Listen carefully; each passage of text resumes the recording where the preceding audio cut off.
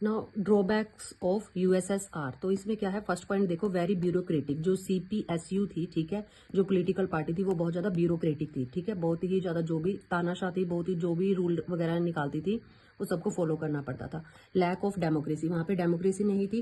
Communist party unaccountable to people, और communist party जो भी डिसीजन लेती थी वो लोगों को कोई भी आंसरेबल नहीं थी, कोई भी जवाब नहीं देती थी, अपनी मनमर्जी चलाती थी।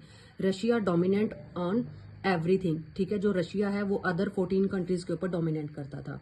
Then people from other regions felt neglected and suppressed, जो अदर रीजन के पीपल्स होते थे, जैसे अदर 14 कंट्रीज के पीपल को ये लगता था कि हमें सप्रेस किया जा रहा है, ठीक है, और जो भी उनका मतलब उनको नेग्लेक्ट किया जा रहा है, अनदेखा किया जा रहा है। यूएसएसआर जो है अपना सारा एक्सपेंडिचर किसके ऊपर कर रहा था, एक तरह से आर्म रेस पर कर रहा था, सारा का सारा पैसा हथियारों पे लगा रहा था। तो इस वजह से वो क्या है, पीछे रह गया, किस चीज में, टेक्नोलॉजी में, इंफ्रास्ट्रक्चर में, और पॉलिटिकली और इकोनॉमिकली भी वो क्या है, यूएसए से पीछे रह गया, ठीक है, इसीलिए वो सेकंड नंबर पर था। देन है इकोनॉमी स्टैग्नेंट, वहां का जो सारी इकोनॉमी है वो स्टैग्नेंट हो गई।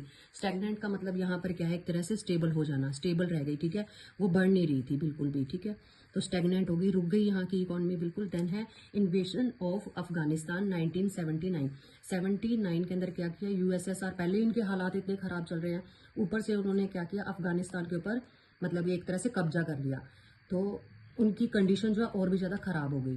देन उसके बाद क्या है, शॉर्टेज इन कंज्यूमर गुड्स। कंज्यूमर गुड का मतलब क्या है, जो भी खुद कंज्यूम करने के लिए जितनी भी चीजें चाहिए होती थी, जैसे फूड लगा सकते हो आप, या और भी जो भी चीजें हम कंज्यूम करते हैं, उसकी शॉर्टेज होने लगी थी वहां पर यूएसएसआर में। देन क्या है, फूड इंपोर्ट इंक्रीज, तो वहां पर क्या है, उनको फूड जो है बाहर से इंपोर्ट करना पड़ता था, बाहर से मंगवाया जाता था सारा का सारा फूड।